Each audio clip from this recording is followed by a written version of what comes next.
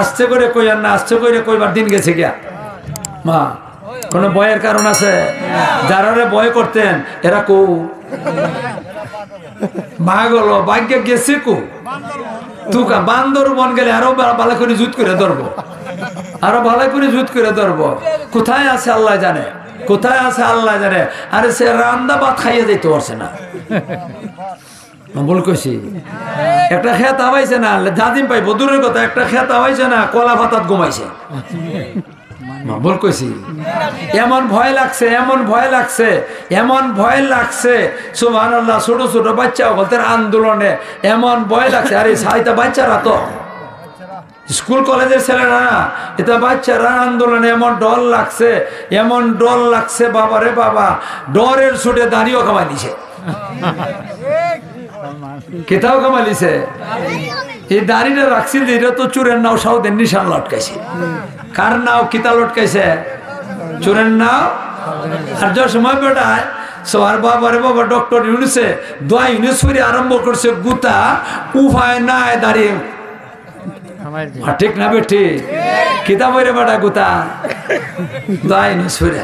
দরজওয়ানি তওবা করদন শিওয়ায়ে পয়গম্বরী, দরজওয়ানি তওবা করদন শিওয়ায়ে পয়গম্বরী, ওয়াক্ত পীরি কিরক জালিম নিশাওয়াত পরহেজগার। কবি বলেন যৌবনকালে ইবাদত করা হলো নবীগণের স্বভাব, আর বৃদ্ধকালে বুজুর্গ হওয়া হইল শিয়ালের স্বভাব।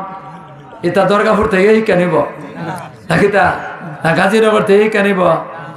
যেখান থেকে বাড়ি কেলাইছে না, শিখছে কিনা শিখছে না?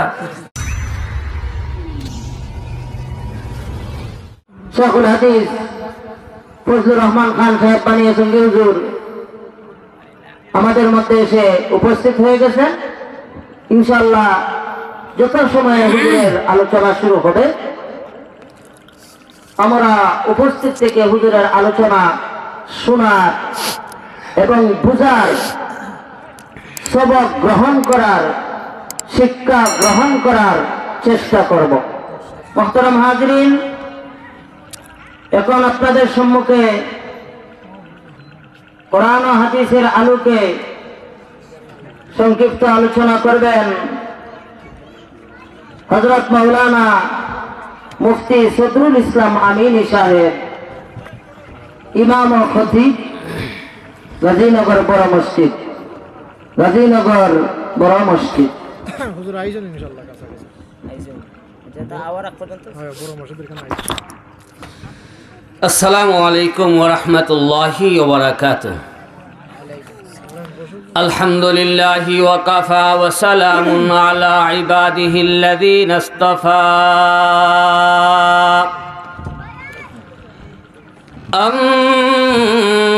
আম্মা বা'দু ফাআউযু বিল্লাহি মিনাশ শাইতানির রাজীম। বিসমিল্লাহির রহমানির রহিম। ইন্নামা ইয়া'মুরু মাসাজিদাল্লাহি মান আমানা বিল্লাহি ওয়াল ইয়াউমিল আখির ওয়া আকামাস সালাতা ওয়া আতাজ যাকাতা ওয়া লাম ইয়াখশা ইল্লাল্লাহ فعسى أولئك أن يكونوا من المهتدين. وقال صاحب القرآن رسول الله صلى الله عليه وسلم الصلاة هي رأس العبادة. صلى الله على سيدنا ومولانا محمد وعلى آله وصحابه وسلم. صلى الله على سيدنا ومولانا محمد وعلى آله وأصحابه وسلم. بلغ العلا بكماله كشف الدجى بجماله حسنت جميع خصاله. صلوا عليه وآله. रुखसार से बुरका का जरा पर्दा उठा दो,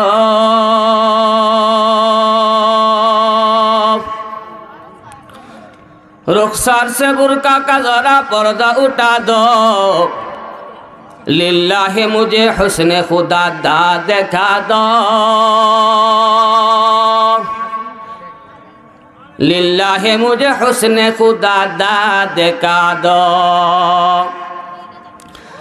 ऐ बहरे करम सदका हुसैन इब्ने अली का,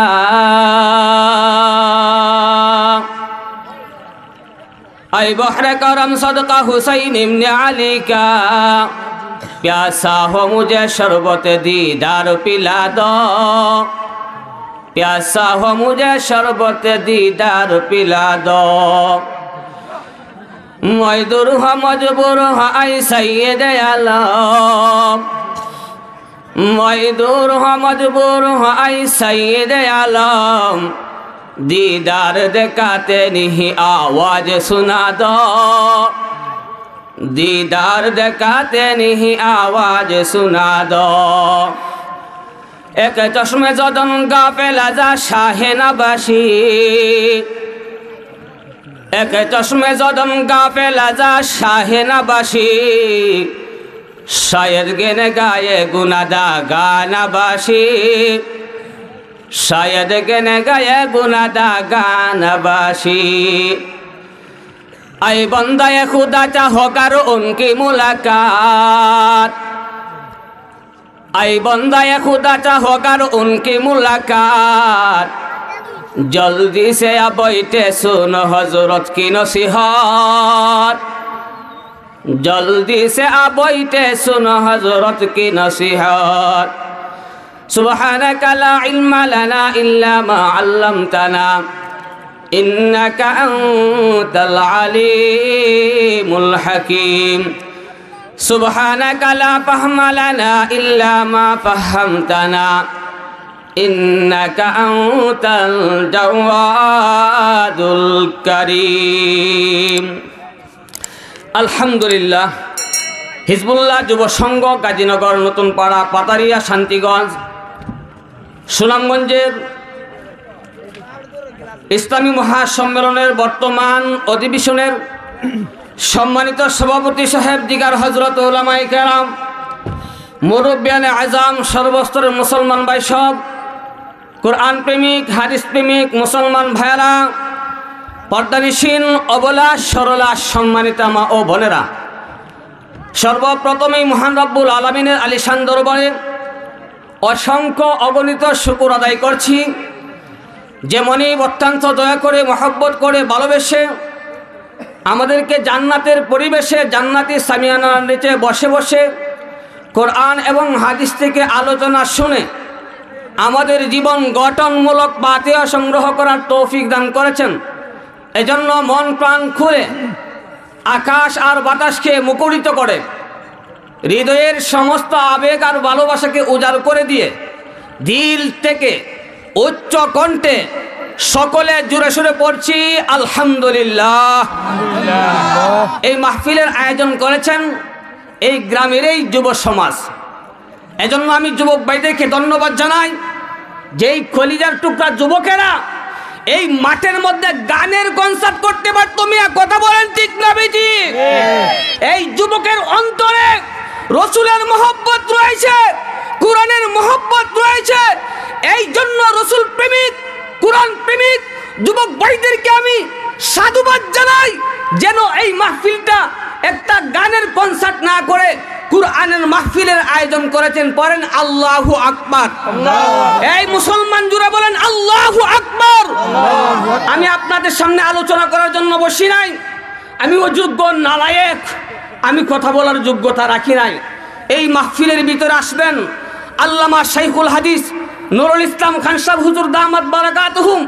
এই মাহফিলে এই চেয়ারে বসবেন শাইখুল হাদিস আল্লামা বানিয়াসুঙ্গি হুজুর।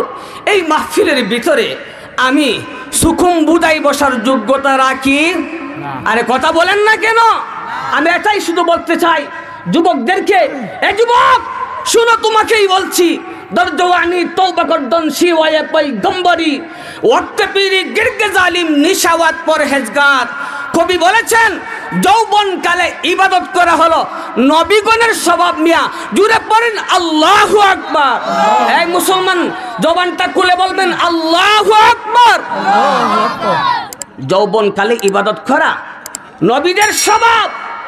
যেই যুবকের হাতে স্মার্টফোন রয়েছে চাইলেই সে কিন্তু গান শুনতে পারে। যে যুবক গান না শুনে এই স্মার্টফোনের মাধ্যমে কুরআনের তেলাওয়াত শুনে, শাইখুল হাদিস আল্লামা নুরুল ইসলাম খান সাহেব হুজুরের একটা ওয়াজ শুনে, সে যুবক নবীদের স্বভাবেই চরিত্র পড়েন সুবহানাল্লাহ। দরজওয়ানি তওবা করদন শিওয়ায়ে পয়গম্বরি, দরজওয়ানি তওবা করদন শিওয়ায়ে পয়গম্বরি ওয়াক্তে পীরি গিরগে জালিম নিশাওয়াত পরহেজগার। কবি বলেন যৌবনকালে ইবাদত করা হলো নবীগণের স্বভাব, আর বৃদ্ধকালে বুজুর্গ হওয়া হইল শিয়ালের স্বভাব। যেই মুরব্বী যৌবনকালে শরীরের মধ্যে যৌবন ছিল, সে সময় আল্লাহ তাআলার হুকুম পালন করে নাই। আল্লাহ তাআলার হুকুম পালনের পরিবর্তে ওয়াজ মাহফিলের পরিবর্তে গানের আয়োজন করে। আর যখন মুরব্বী হয়ে যায় সে ভালো হয়ে গেল। দেখেন না শিয়াল সুযোগ পাইলে অন্যের বাড়িতে মুরগি চুরি করে কি করে না? আলহামদুলিল্লাহ, দোয়া চাই আপনাদের কাছে আল্লাহ তাআলা যেন আমাকে দিনের তরে কবুল করেন। সকলে বলুন আমিন। আসসালামু আলাইকুম ওয়া রাহমাতুল্লাহি ওয়া বারাকাতুহু। মুহতারাম হাজির, আমাদের আজকের এই মাহফিলের বিশেষ অতিথি শাইখুল হাদিস হযরতুল আল্লাম হযরত মাওলানা ফজলুর রহমান খান সাহেব হুজুর দামাত বারাকাতুহুল আলিয়া। আমরা দেখতে পাচ্ছি ইতিমধ্যেই তিনি আমাদের স্টেজে উপস্থিত হয়ে গেছেন। এখন এই হুজুরের বয়ান শুরু হয়ে যাবে। আপনারা দাঁড়িয়ে না থেকে সামিয়ানার নিচে বসে পড়েন। মুহতারাম হাজিরিন, এখন আপনাদের সম্মুখে মহাগ্রন্থ কোরআন থেকে তিলাওয়াত করবেন ভাই মোহাম্মদ তাহমিদ আহমদ। السلام عليكم ورحمة الله وبركاته. أعوذ بالله من الشيطان الرجيم.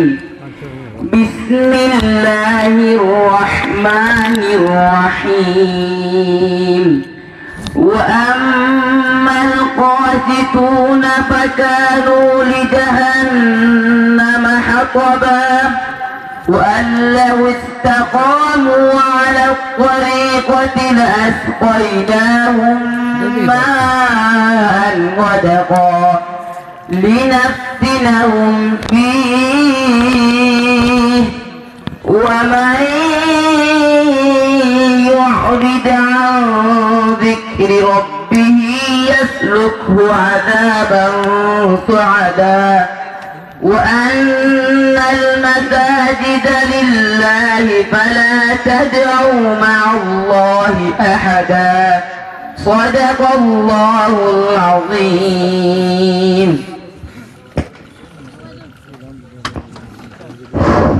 محترم হাজিরিন, এই পর্যায়ে আপনাদের সম্মুখে অত্যন্ত গুরুত্বপূর্ণ নসিহত পেশ করবেন শাইখুল হাদিস হযরতুল আল্লাম হযরত মাওলানা ফজলুর রহমান খান সাহেব দামাত বারাকাতুহুল আলিয়া মাদ্দাদিল্লাহুল আলী।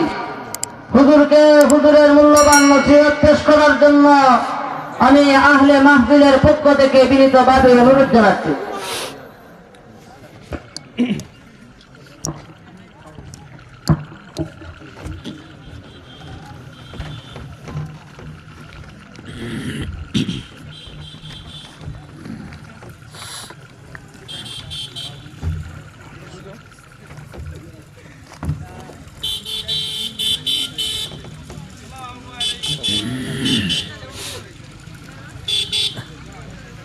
الحمد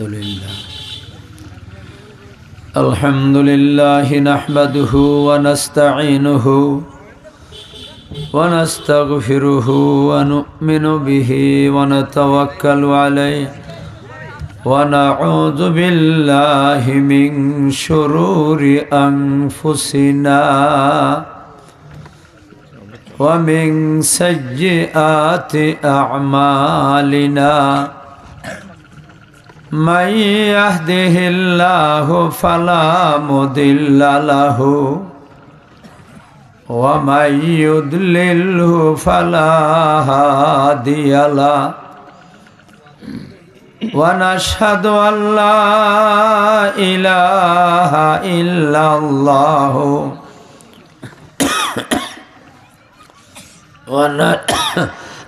ونشهد أن محمدا عبده ورسوله أما بعد فأعوذ بالله من الشيطان الرجيم بسم الله الرحمن الرحيم قد أفلح المؤمنون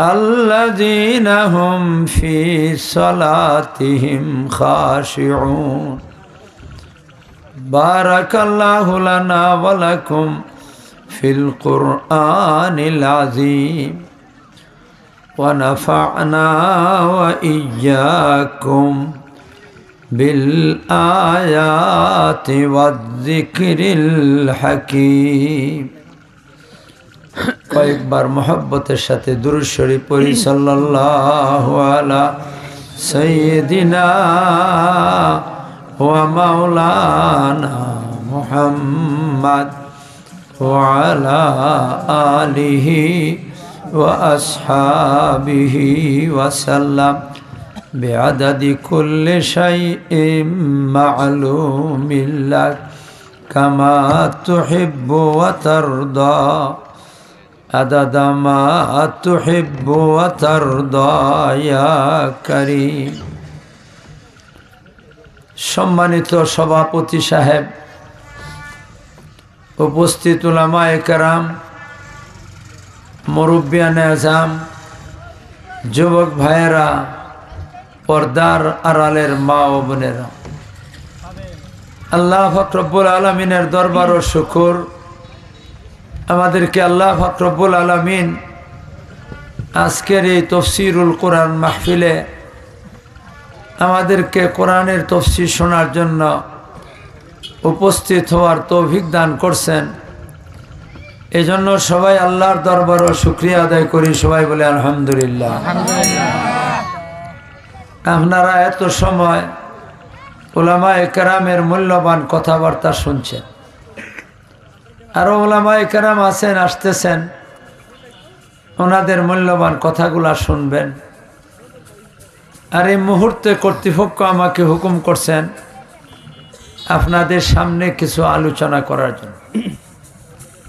আমি আল্লাহর কোরআনে কারীমের 18 নম্বর পারার সূরা মুমিনুনের প্রথম 2খানা আয়াত তেলাওয়াত করছি। আল্লাহ যদি তৌফিক দান করেন কিছু আলোচনা করার চেষ্টা করব ইনশাআল্লাহ। আর আল্লাহর কাছে দোয়া করব আল্লাহ যেন আমাদেরকে আলোচনা করার, শোনার, বোঝার, আমল করার তৌফিক দান করেন। সবাই বলেন আমিন। ভাইরা আমার আলোচনা শুরু করার আগে দুই একটা কথা আপনাদের সামনে বলি। আপনারা এখানে যারা বসছেন, আপনারা কি বসে বসে কথা শুনবেন? আস্তে করে কইলেন। আমি আপনারা মেহমান না, মেহমানের কথা না শুনলে কেমন কথা? শুনতে রাজি আছেন তো? আমার ওয়াজ মজা লাগুক, বেমজা লাগুক, তিতা লাগুক, মিঠা লাগুক, আপনারা যদি বসে বসে শোনেন তবে মেহমানের সম্মান করা হইল। আর যদি আমি আলোচনা করে আর আপনারা একজন করে উঠতে যান গেছে রেলে আপনাদের ঘুমাইতে হন, তাইলে মেহমানের সমান হইব? তাহলে বসে বসে আপনারা শুনতে কারা কারা রাজি আছেন একটু দেখি। আল্লাহ তুমি সবাইকে তৌফিক দান। এখন শোনেন ভাইয়েরা আমার, আমি আপনাদের সামনে যে আয়াত তিলাওয়াত করছি, এই আয়াত কোন সময় নাজিল হইছে, তখন যে সময় নাজিল হয় তখন পরিবেশটা কেমন ছিল, কোন জায়গাটার মধ্যে নাজিল হয়েছিল, এই কথাটা আগে একটু জানার লাগে। এখানে হয়তো মাদ্রাসার ছাত্র আছে বা উস্তাদরাও থাকতে পারেন, ওনারা তো এগুলা জানেন যারা পড়ছেন। কোন জায়গাত নাজিল হয়েছে এই কথাটা আমি আপনার সামনে তুলে ধরি। একদিন নবীজির মসজিদও বসা। নবীর মসজিদ কোনটা? আপনারা দরগাপুর মাদ্রাসার মসজিদটা মসজিদে নববী, মদিনার মসজিদ। নবীজি যে মসজিদটা নির্মাণ করছিলেন সেই মসজিদটা, এই মসজিদের কিছু দাম আসেনি? কতটুকু দাম আছে এটা আমি কই 16 তো বলা যেত না। একদিন নবীজির মসজিদে বইয়া একটা হাদিস শোনাছিলেন। হাদিসের মধ্যে কি কইছেন? এই হাদিসটা বুখারী শরীফ আছে। নবী বলেন, লা তুসাদ্দুর রিহাল ইল্লা ইলা সালাসাতে মাসাজিদা, মসজিদুল হারাম ও মসজিদুল আকসা ও মসজিদি হাজা।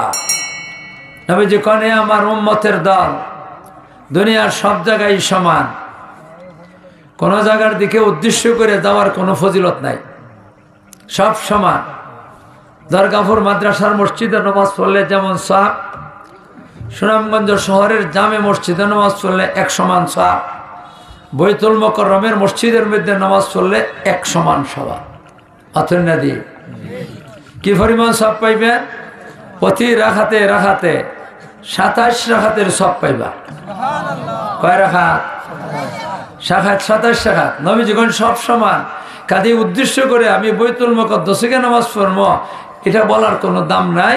আপনার বাড়ির দ্বারের মসজিদও একই সব। কিন্তু নবীজি কয়েন কিন্তু 3টে মসজিদ আছে, এই মসজিদগুলোর দিকে সফর করলে মান সমান, দাম সমান, সব সমান না, অনেক অনেক বেশ কম আছে। এই 3 মসজিদ কোনটা?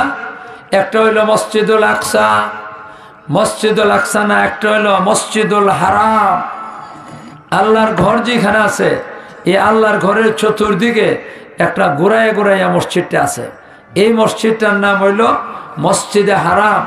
এই মসজিদের মধ্যে কেউ যদি নামাজ পড়ে প্রতি রাকাতে 1 লক্ষ রাকাতের সওয়াব পাইবে। কয় লক্ষ? 1 লক্ষ বালা না 27,000 বালা? 27 না 27 রাকাত? 27 রাকাতের সওয়াব পাওয়ান বালা না 1 লক্ষ রাকাতের সওয়াব পাওয়ান বালা? 1। 2 নম্বর, ও মসজিদুল আকসা, বৈতুল মুকাদ্দাসে যে একটা মসজিদ আছে, বৈতুল মুকাদ্দাস আমরা বলে থাকি, এই মসজিদ 2 নম্বরে। নবীজি কোন এই মসজিদের মধ্যে নামাজ পড়লে প্রতি রাকাতে 50,000 রাকাতের সওয়াব পাওয়া যাবে। কয় হাজার রাকাত? 50,000 রাকাত বেশি না 27 রাকাত বেশি? আরে কন্যা, তাহলে এই উদ্দেশ্য করে এই গান যাওয়া ঠিক আছে? আছে কিনা? আছে না? কয়টা কইলাম? 3 নম্বর, নবী এই সময় নবীজির মসজিদে বইয়া হাদিসটা বয়ান করছিলেন। এই কারণে নবীজির মসজিদের নাম না কইয়া কোন মসজিদি হাজা ও মসজিদি হাজা, আমার এই মসজিদের দিকে সফর করে আইতা পারবা উদ্দেশ্য করিয়া। কেন? এই মসজিদের নামাজ পড়লে কয় রাকাতের সওয়াব পাওয়া যায়, এটা 2টা হাদিস আছে। কয়টা হাদিস? একটা হাদিস আছে বুখারী শরীফ। এই হাদিসের মধ্যে আল্লাহ রাসূল কইছেন, আমার মসজিদে নামাজ পড়লে প্রতি রাকাতে 1000 রাকাতের সওয়াব পাওয়া যাবে। আর আপনারা কেন 27 রাকাত? এটা বেশি না কম? আর নবীর মসজিদও তাহলে যাওয়া যাইব না? যাওয়া যাইব না? কয় কি যাওয়া যাইব? আর আরেকটা হাদিস আছে, এটা ইবনে মাজাহ শরীফের, এটাও বিশুদ্ধ হাদিস। ইবনে মাজাহ শরীফের হাদিস আছে, আল্লাহ রাসূল কন, আমার মসজিদে কেউ যদি নামাজ পড়ে প্রতি রাখাতে রাখাতে 50,000 রাখাতের সব পাইব। কয় হাজার? আমি জিজ্ঞাসা করি 27 ভালো না 50 ভালো? 50,000 ভালো। তাইলে নবীর মসজিদের দিকে সফর করন যাইব? যাইব কেনা যাইব না? তবে এখানের মধ্যে একটা ফেস বাঙ্গন লাগে। এক হাদিসে কইছে 1,000 রাখা, আর এক হাদিসে বলছেন নবীজি 50,000। আপনারা কোনটা লইবেন? অচন না 1,000 লইতে না 50,000 লইতা? আরে কন্যা 1,000 লইবেন না 50,000 লইতে? 1,000 বড় না 50,000 বড়? আমরা দেশে কিছু আকল মন্দ আছে, বেশি আকল দ্বারা ওই আর ওই বান্দ্রামিত পড়ে। মা ঠিক না? আপনার বাবা একটা হাতের মধ্যে 1,000 টাকার একটা নোট লইছে, 1,000 টাকা, আর একটা হাতের মধ্যে 50,000 টাকার একটা বান্ডিল লইছে। বান্ডিল বুঝেন তো? এক হাত কয় হাজার, আর এক হাত কয় হাজার। এখন আপনার দিকে লক্ষ্য করে আপনার বাবা আপনারা বলতেছেন ফুতরে, ফুত বুঝেননি?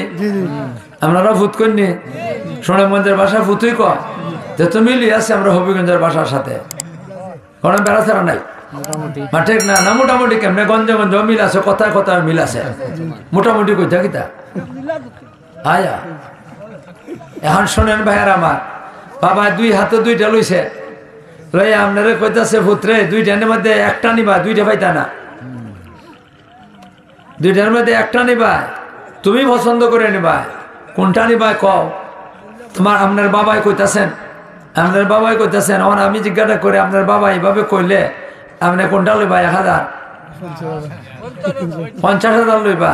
টেকার বেলা দি 50,000 লোন, আর সবের বেলা 1,000 করে লাগি পাচ্ছেন না? দিয়ে আপনারা সব বড় না টেকা বড়? টেকা আজকে আছে কালকে নাই, সকালে আছে বিকালে নাই। মা ভুল কইতেছে নাকি তা? আর আপনার সাথে তো বেহেশত টাকা লইয়া যাইতে পারবেন না, কিন্তু আপনার সব আজকে আছে কালকে নাই, সকালে আছে বিকালে নাই, এমন না, এমন না।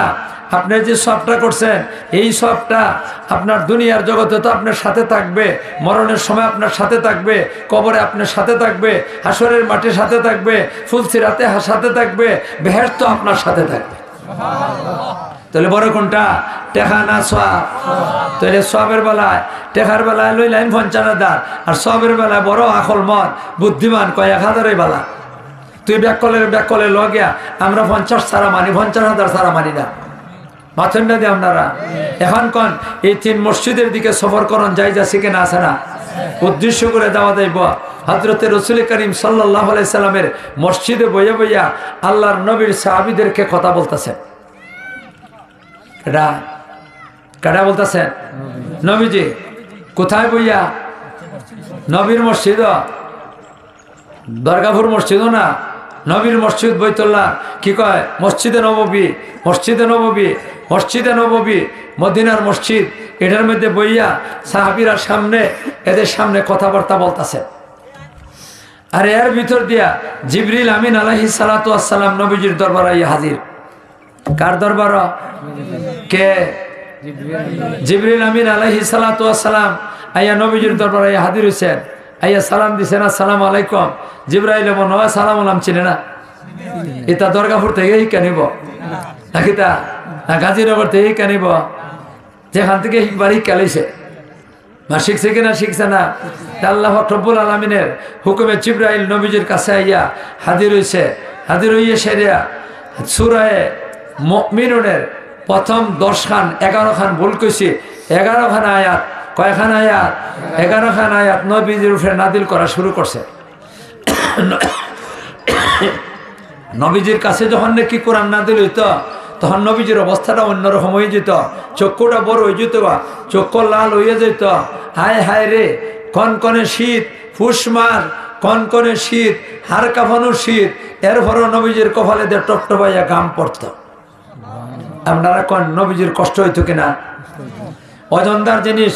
কালামের মধ্যে একটা ওজন আছে, কালামের মধ্যে একটা কি আছে? ওজন আছে আল্লাহ কোন ইন্না সানুলকি আলাইকা কাউলান সাকিলা, অগণবিজি আমি আপনার কাছে ভারী কালাম নাজিল করতেছি। কি পরিমাণ কালামের ওজনটা ছিল, উটের উপরে যদি নবী সোয়ার থাকতা নবীর লইয়া চলতে পারত, কিন্তু যখন নাকি নবীর উপরে নাজিল হইতো কোরআন শরীফ, এই সময় উট চলা তো ক্ষমতা নাই, দাঁড়াইয়া থাকবার ক্ষমতা নাই, জাগাত বইয়া যাইত গে। এখন কয়েন আপনারা নবীর কাছে কোরআন নাজিল হইতো যে কষ্ট হইতো কিনা, হইতো না। এইভাবে কোরআন নাজিল করছেন, ওহী নাজিল করছেন জিবরাইল আইয়া নবীর কাছে কয়বার, বেশি না মাত্র 24,000 বার। আসতে করে সুবহানাল্লাহ কইলা, কষ্ট হয় সুবহানাল্লাহ কইলে, নবীর কষ্ট হইতেছে, কোরআন নাজিল হইতেছে, আর আমরা সুবহানাল্লাহ একবার কইতে আমরা কষ্ট হয়ে যায়। জোরে কোন সুবহানাল্লাহ। হযরত নবী করিম সাল্লাল্লাহু আলাইহি সাল্লামের কাছে জিবরাইল কোরআন নাজিল করতেছে, সাহাবীরা নবীর চেহারা দেখে বুঝতে ফেলছেন, সাহাবীরা বুঝতে পারছেন, আর কোনো অসুবিধা নাই বুঝতে যে নবীর কপালে যে টপটপাইয়া ঘাম পড়ব, এটা কখনো হইতে পারে না যদি কোরআন নাজিল না হয়। আপনারা এই কারণে সাহাবীরা নবীজির দিকে চাইয়া রয়েছে, নবীজির কাছে কোরআন নাজিল হইতেছে। যত সময় নাজিল করতে সময় লাগছে, এত সময় নবীর সাহাবীরা বৈশা রয়েছেন আর কি করতেছেন, চাইয়া দেখতেছেন নবীজির অবস্থাটা। জিবরাইল 11খানা আয়াত নাজিল করিয়া নবীজির কাছ থেকে বিখান থেকে চলে গেছে জিবরাইলের পথে জিবরাইল। আর যে নাকি ওহী নাজিল হওয়া বন্ধ হয়ে গেছে গিয়া, নবীজির চক্ষু যে লাল হয়ে গেছিল গিয়া, এটা সাদা কালো হয়ে গেছে। না কয়েকটা সুনামগঞ্জের চোখ কে তার লাল নাই, আমরা হবিগঞ্জের চোখ সাদা কালা। আমরা হবিগঞ্জের চোখ খেদা সাদা কালা, আপনার সুনামগঞ্জ এটা সুনাম বেশি, তো এই কারণে বেশি সুনাম পূরণের কারণে লাল হয়ে গেছে। হযরত নবী করিম সাল্লাল্লাহু আলাইহি ওয়াসাল্লাম স্বাভাবিক অবস্থায় ফিরে আইছেন, কপালেতে ঘাম পড়া শুরু হয়েছিল, সব বন্ধ হয়ে গেছে গিয়া। আর সাহাবীরা দেখতেছেন নবীজি হাসতেছেন। সুবহানাল্লাহ কইতাম না, নবীজি কি করতেছেন, হাসতেছেন। এই হাসির দ্বারা কি বোঝা গেল, নবীজির কাছে ভালো সংবাদ আইছে না, মাথেন না, ভালো সংবাদ আসে না। কোন দুঃসংবাদ আইছে, খারাপ সংবাদ আইছে না ভালো সংবাদ আইছে? নবীজির কাছে ভালো সংবাদ আইছে। শুধু নবীজি হাসতেছেন এমন না, আরো কিছু ব্যাপার স্যাপার আছে। কি ব্যাপারটা, হযরত নবী করিম সাল্লাল্লাহু আলাইহি সাল্লাম সাথে সাথে একটা দোয়া করছেন। নবীজি কি করছেন, এই দোয়ার দ্বারা দেখতে পাইবেন আপনারা এই সংবাদটা ভালো না খারাপ। নবীজি দোয়াটার মধ্যে কি কইছে সবগুলো আমি কইব না, একটা অংশ শুধুমাত্র কইব। হযরত নবী করিম সাল্লাল্লাহু আলাইহি ওয়াসাল্লাম বলতেছেন, আল্লাহ তুমি আজকে এই মুহূর্তে যে আয়াতগুলো নাজিল করছ, ওগো আল্লাহ এইগুলা আরো বাড়াইয়া দাও, কমাইও না। আপনারা কোন নবী কোন বাড়াইয়া দিবার লাগি, কমাইতেন না, তাহলে কি বোঝা যায়, বেশি ভালো সংবাদ না, না ভালো সংবাদ। এরপরে হযরত নবী করিম সাল্লাল্লাহু আলাইহি সাল্লাম সাহাবীদেরকে সম্বোধন করে বলতেছেন, হে আমার সাহাবীরা শুনে রাখো, এই মুহূর্তে আমার কাছে আল্লাহ রব্বুল আলামিনের পক্ষ থেকে 11খানা আয়াত নাজিল হয়েছে। কয়খানা আয়াত? 11খানা আয়াত নাজিল হয়েছে। কোন আল্লাহর বান্দা, কোন আল্লাহর বান্দি যদি এই 11খানা আয়াতের উপরে কোন আল্লাহর বান্দার বান্দি যদি আমল করে, দুনিয়া আখিরাতের সফলতার কামিয়াবি লাভ করবে। আমি জিজ্ঞাসা করি, এই 11খানা আয়াত যে আয়াতগুলোর উপরে আমল করলে দুনিয়া আখিরাতের সফলতা লাভ করা যায়, এই আমলগুলা কি, এইগুলা ভালো করে বোঝার দরকার আছে কিনা নাই? আরো দূরে কোন দরকার আছে কিনা নাই? খালি বুঝবেন ওই আমল করবেন না, মাথন না দিয়ে আমল করতে রাজি আছেন? কারা কারা আমল করার মনে চায়? কারার মনে চায় আল্লাহ তুমি কবুল করো, আল্লাহ তুমি সবাইকে তৌফিক দান করো। এই পর্যন্ত নবীজির কাছে কোরআন শরীফের 11খান আয়াত যে নাজিল হয়েছিল, এই সময় এই জায়গাটার পরিবেশটা কেমন ছিল, নবীজির অবস্থাটা কেমন ছিল, সংক্ষিপ্তভাবে আমি তুলে ধরছি। এখন শুনেন ভাইয়েরা আমার, আল্লাহ কি বলতেছেন 11টা আয়াত। 11টা আয়াতের কি আলোচনা, এটা তো আমি কেন আলোচনা করা মোটো সম্ভব হইতো না। আমার হায়ার সাথে আমার কাছে এই পরিমাণ সময় নাই, আমার কাছে সময় কম, এই কারণে আমি মাত্র তেলাওয়াত করছি 2 আয়াত। কয় আয়াতের মধ্যে? 11 আয়াতের মধ্যে কয় আয়াত তেলাওয়াত করছি? কারণ 11টা আয়াতের ব্যাখ্যা বিশ্লেষণ করাটা আমার দ্বারা আজকে সম্ভব না।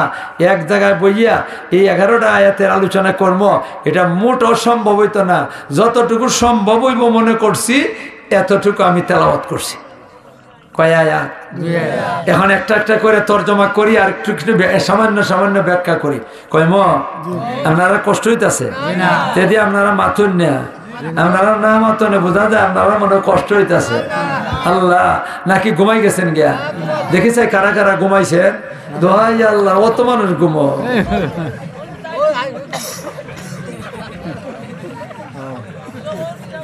ঘুমা থেকে হাত তুলে কেমনে? হায় রে, আসলে কিছু কিছু ভাই বলতে উঙ্গাইতেছিল। এটা আপনাদের চোখে ধরা পড়ছে না, আমার কাছে ধরা পড়ছে।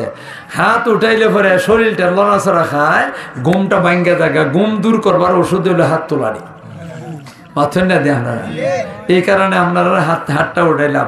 আর যারা হাত উঠাইছে অনেকে দূর উঠাইছে যে এটা আসলে তারা ভুল হয়েছে না, কারণ তারা তো হাত উঠাইছে ঘুমে ধরছে না এটার উপরে। মাথুন না দিই ভুল করলে করছি আমি কেন উল্টা কইলাম?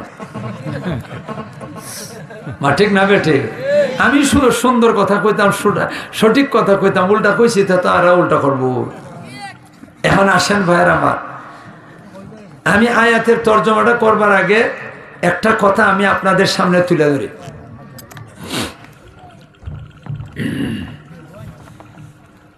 দুনিয়ার মধ্যে যত মানুষ আছে, হযরতে আদম আলাইহিস সালাম থেকে লইয়া কিয়ামত পর্যন্ত যারা আসবে, যারা গেছে, যারা আছে, যারা আসবে, সবগুলা মানুষ দুই দলে বিভক্ত। কয় দল? আরে ধরে কয় দলে বিভক্ত? 3 নম্বর কোনো দল নাই। আপনারা হয়তো অনেকে মনে মনে ভাবতে পারেন যে মোল্লার মনে মাথা ঠিক নাই। আমরা বাংলাদেশও কত দল আছে, কত দলের অভাব নাই।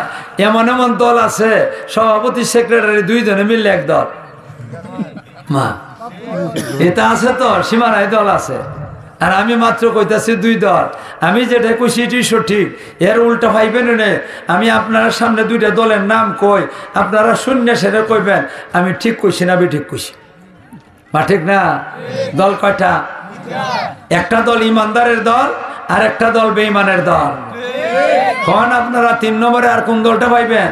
যে কোনো একটা মানুষের নাম কইবেন, হয়তো ইমানদারের দল আর নাইলে বেঈমানের দল। আমি আপনাদেরকে জিজ্ঞাসা করি আপনারা কোন দলের?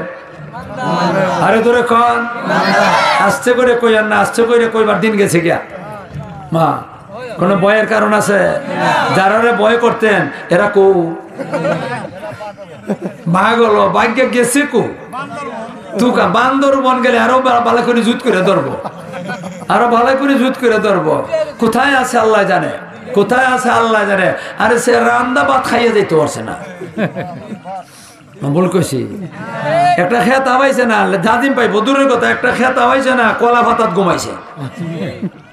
ভুল কইছি? এমন ভয় লাগছে, এমন ভয় লাগছে, এমন ভয় লাগছে, সুবহানাল্লাহ। ছোট ছোট বাচ্চা বলতে আন্দোলনে এমন ভয় লাগছে। আরে সাইতা বাচ্চারা তো স্কুল কলেজের ছেলেরা না, এটা বাচ্চারা আন্দোলনে এমন ডর লাগছে, এমন ডর লাগছে, বাবারে বাবা, ডরের ছুটে দাঁড়িয়েও কামাই দিছে। কেতাও কামালিছে। এই দাড়িটা রাখছি, এটা তো চোরের নাও সাউদের নিশান লটকাইছে। কার নাও কিতা লটকাইছে? চোরের নাও। আর যে সময় বেটায় সবার বাবারে বাবা ডক্টর ইউনুসে দোয়া ইউনুস করে আরম্ভ করছে গুতা উপায় নাই দাঁড়িয়ে। ঠিক না বেঠি? কিতা বইরে বেটা গুতা দোয়া ইউনুস করে। এখন আসেন ভাইরা আমার, আল্লাহ রব্বুল আলামিনে দল বানাইছেন কয়টা? আরে দুনিয়ার যত মানুষ কয় দল? একটা দল ইমানদারের দল আর একটা দল বেঈমানের দল। আপনারা কোন দলের? ইমানদারের দলের। এখন আসেন ভাইয়েরা আমার, দুনিয়ার যত দলই থাক আপনারা কোন আমি যেটা কইলাম এটা ঠিক না বেঠিক? 3 নম্বর কোন দল আছে? যে কোনো লোকের নাম কইবেন, 2 দলের বাহিরে কেউ যাইতে পারবে না, তাহলে দল 2টা। এখন আসেন এই 2 দলের মধ্যে কোন দলটা সফলতা লাভ করব, এই কথাটা জানবার দরকার আছে। এই কথাটা আপনার আমি জানি না, আর কেউ জানে না। এটা জানে আপনি আমাকে যিনি সৃষ্টি করছেন উনি। কে জানেন? আল্লাহ জানেন। আল্লাহ রব্বুল আলামিন এখন ফয়সালা করতেছেন, কাদ আফলাহাল মুমিনুন, হে ইমানদারের দল, হে আমার বান্দার বান্দির দল, শুনে রাখো দুই দল, একদল ইমানদার আর একদল বেঈমান। কারো সফলতা নাই, কারো সফলতা নাই, সফলতা মাত্র একটা দলের, এই দলটার নাম হলো ইমানদারের দল। কাদ আফলাহাল মুমিনুন, আল্লাহ বলতেছেন বান্দার বান্দিরা রে সফলতার কামিয়াবি লাভ করবে ইমানদারের দলে। ঠিক কয়েন আপনারা এখন ইমানদার সফলতা লাভ করব না বেঈমানে করব? বেঈমান দ্বারা এরা সফলতা নাই, এরা কোনো ধরনের সফলতা নাই। দুনিয়ার মধ্যে ফেটটা বইরে খাইতে পারলেই সফলতা না। রহমতুল্লাহ সফলতার লাগি বহুত কিছু আছে, যত জাতের আপদ বিপদ আছে, বিপদ আপদ যাতে আছে, এইগুলার থেকে বাঁচতে হইব। আখেরাত তো জাহান্নাম থেকে বাঁচতে হবে। কোন বেঈমানের দলে জাহান্নাম থেকে বাঁচবার কোনো সুযোগ আছে? আরো দলে কোন সুযোগ আছে? তাহলে এদের জন্য সফলতা নাই। সফলতা একমাত্র কার জন্য? আরো দলে কোন কার জন্য সফলতা? ইমানদারের জন্য সফলতা। তা আপনারা প্রশ্ন করতে পারেন যে ইমানদারের জন্য সফলতা যে আল্লাহ বললেন, কেমনে সফলতাটা বুঝবার দরকার? কেমনে সফলতা বুঝার দরকার। এটা বুঝতে হইলে আমি আপনার সামনে ভালো করে কইম, খারাপ করে কইতাম না, তবে সংক্ষেপে কইম। লম্বা করে আলোচনা করবার সুযোগ নাই। আমার আরেকটা আলোচনা রয়ে গেছে এক জায়গায়, সেইখানে যেমন লাগবো, এই কারণে সংক্ষেপে আলোচনা করবো। আমি বড় বড় যেটা আছে সফলতা, এটা নিয়ে কইম। ছোট ছোট ইসা বৈসা মাথুন না দি ইটা ধরতাম না, এটা কইয়া লাভ নাই। খালি বড় ডান কিতা বড় বড় সব সফলতা আল্লাহ রব্বুল আলামিন কন, যারা সফলতা লাভ করবো এরা কারা? ইমানদারের দল। কেমনে সফলতা লাভ করব এটা জানবার আগে আপনারা ইমানদার, আপনারা যে কইলেন কেমনে ইমানদার হইলে এটা আগে ঠিক করেন।